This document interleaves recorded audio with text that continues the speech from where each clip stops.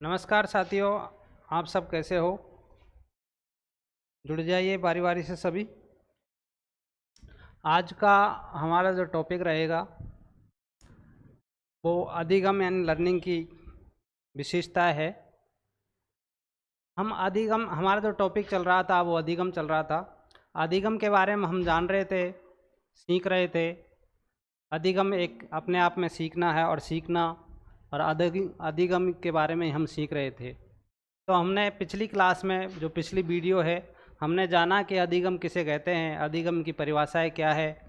ठीक है, तो हम दोबारा से फास्टली रिवीजन कर लेते हैं। देखिए, सीखना यानी अधिगम, हम सीखने को अधिगम मान लेते हैं। ठीक है, हम सीखने को क्या मान लेते हैं? अधिगम। परंतु वास्तविक अर्थों में अगर देखी जाए तो केवल सीखना ही अधिगम नहीं है।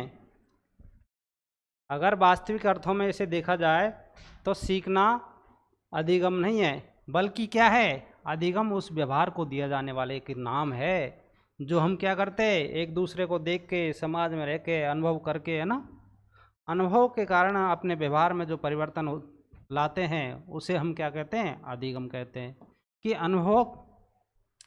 कि अनुभवों के कारण हमारे व्यवहार में स्थायित्व जो ग्रहण कर लेता है, यानी स्थायित्व, एक केंद्रता आ जाती है उसमें, कि हम दूसरे को देखकर हम जो भी विचार, जो हमारा व्यवहार है उसमें परिवर्तन कर लेते हैं, वही क्या है? सीखना है, वही अधिगम है। सीखने के बाद यदि व्यवहार हमारा वैसा का वैसा ही है तो वो अधिगम नहीं है।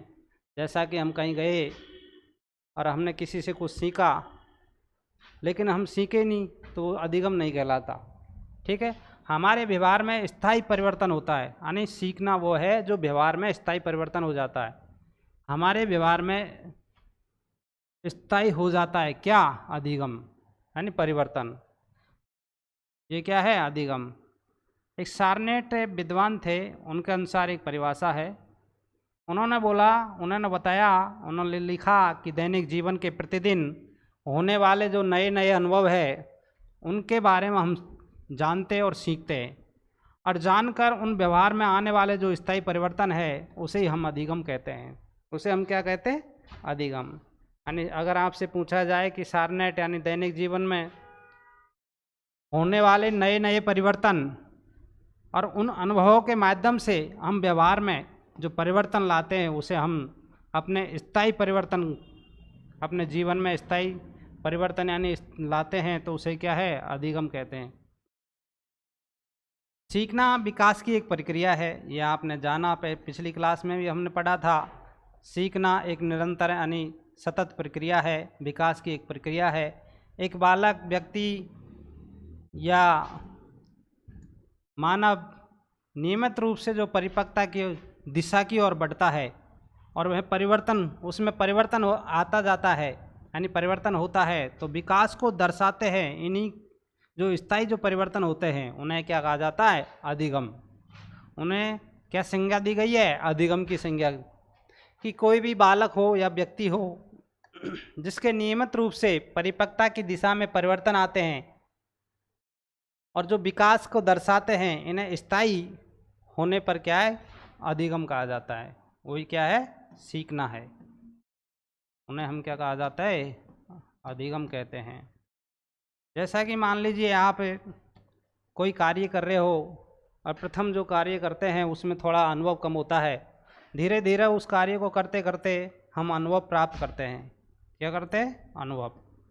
तो जो अनुभव प्राप्त होता है और अनुभव के माध्यम से हम सीखते हैं,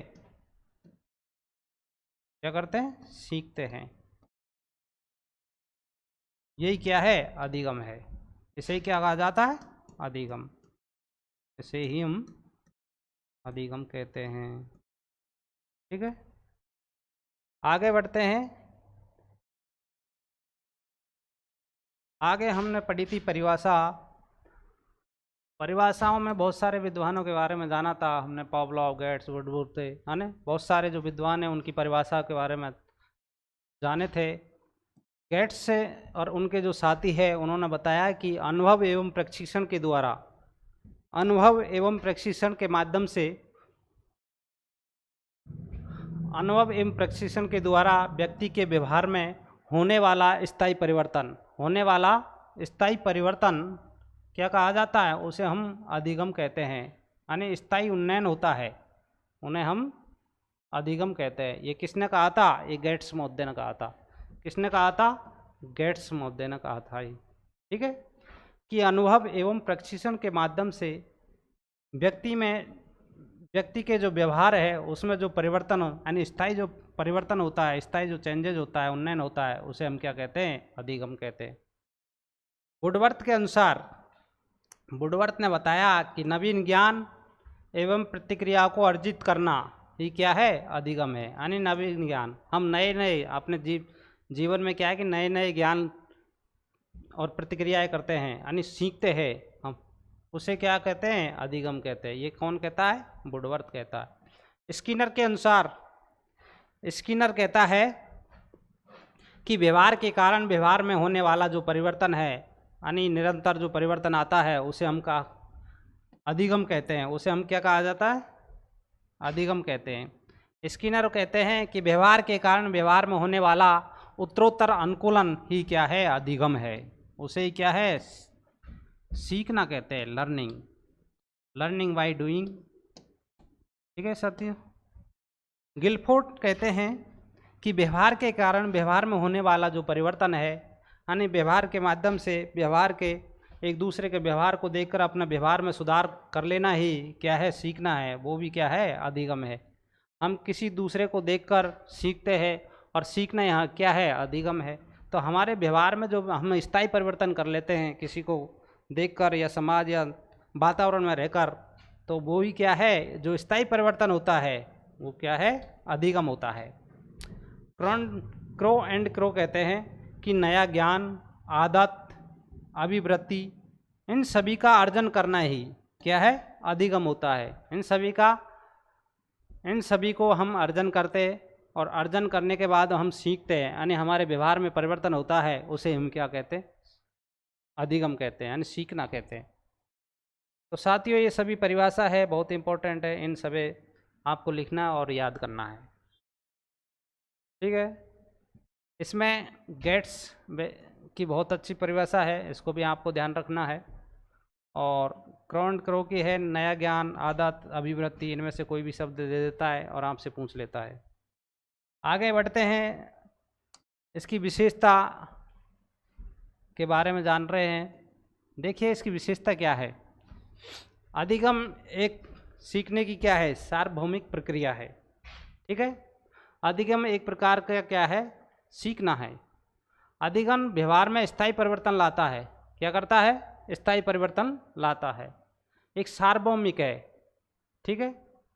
अधिगम एक सतत प्रक्रिया है, यानी निरंतर अपन क्या है कि किसी वातावरण में रहकर या किसी समाज में रहकर हमारे जो व्यवहार में स्थायी परिवर्तन लाता है, यानी सतत प्रक्रिया है। अधिगम एक अनुभव या प्रशिक्षण, यानी अनुभव के माध्यम से या प्रशिक्षणों के माध्यम से हम क्या है, हमारे अच्छे अच्छे परिणाम निकलते हैं और उन परिणामों के माध्यम से हम सीखते हैं, ठीक है। भाई कोई अच्छा परिणाम आ रहा है तो हम सीखें और सीखने के बाद में ही अच्छा परिणाम आता है, ठीक है। अधिगम अनुभव का संगठन है।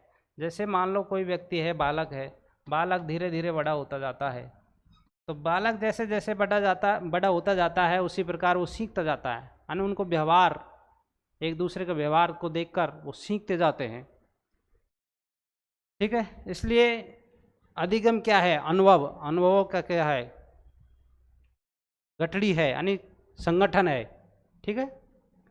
अधिगम नवीन ज्ञान की प्राप्ति है। अधिगम क्या है, नवीन ज्ञान की, हम जो भी नया ज्ञान सीखते वही सीखना अधिगम है। अधिगम प्रतिक्रिया का निर्माण है। अगर हम अपने व्यवहार या अनुभव के माध्यम से जो भी सीखते हैं और हम जो भी प्रतिक्रिया देते हैं तो वो क्या है, सीखना है, वो भी क्या है, सीखना है। ये इसकी विशेषता है।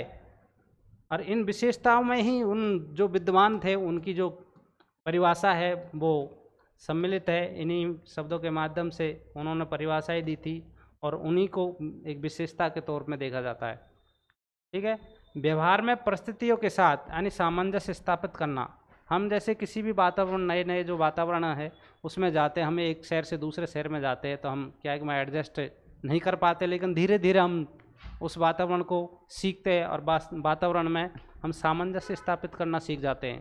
तो क्या है, यानी व्यवहार में परिस्थितियों के साथ साथ सामंजस्य स्थापित करना, ये भी क्या है, अधिगम है, सीखना है। अधिगम समायोजन है, एडजस्टमेंट एक प्रक्रिया है, यानी समायोजन करना भी, एक दूसरे के पास में बैठकर हम भिन्नता, बहुत सारे ऐसे हैं जो एडजस्टमेंट नहीं कर पाते, यानी समायोजन नहीं कर पाते, तो उनको भी क्या है कि वो धीरे धीरे उनके साथ बैठना उठना और एक दिन वो क्या है समायोजन कर लेते हैं। ठीक है। अधिगम आदतों के निर्माण की एक प्रक्रिया है। हम जैसे कि हमारी आदत है, ज्ञान है, ये सब, ठीक है, धीरे धीरे हमारी जो आदत बनती जाती है, जैसे हम रोजाना पढ़ते हैं 2-3 घंटे, तो रेगुलर अगर आप 2 से 3 घंटे पढ़ेंगे तो वो आपकी आदत बन जाएगी, और आदत बनने के साथ साथ आप क्या है, सीखेंगे, और सीखना ही क्या है, अधिगम है। अधिगम अभिवृत्तियों का क्या है, अर्जन है। ठीक है, अभिवृत्तियों का क्या है, अर्जन है। अभिवृत्ति यानी सीखना। ठीक है। इसके बाद में हम जानेंगे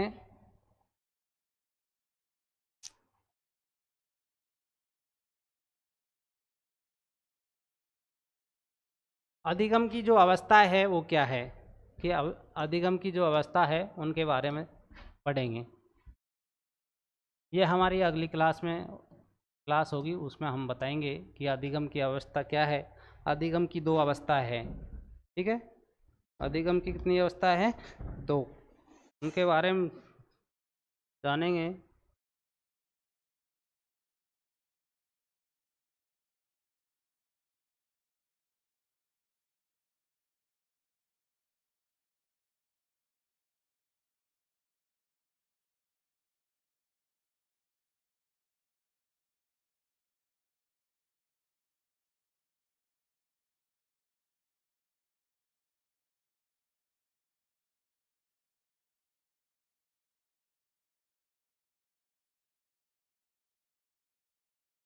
अधिगम की भी अलग अलग अवस्थाएं होती है। जैसे 2 अवस्था है, एक प्रारंभिक अवस्था होती है,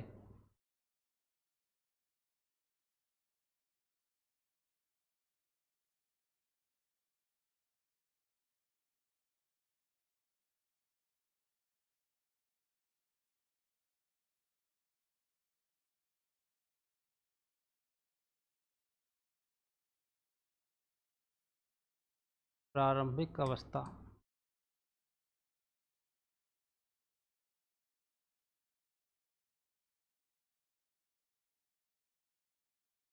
एक प्रारंभिक अवस्था होती है, एक क्या होती है, मध्य अवस्था होती है। कौन सी अवस्था होती है, मध्य अवस्था।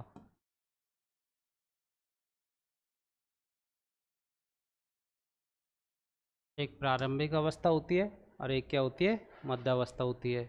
उसके बाद में एक अंतिम अवस्था भी होती है, यानी तीसरी अगर बात की जाए, एक अंतिम अवस्था होती है। कौन सी अवस्था है, अंतिम अवस्था।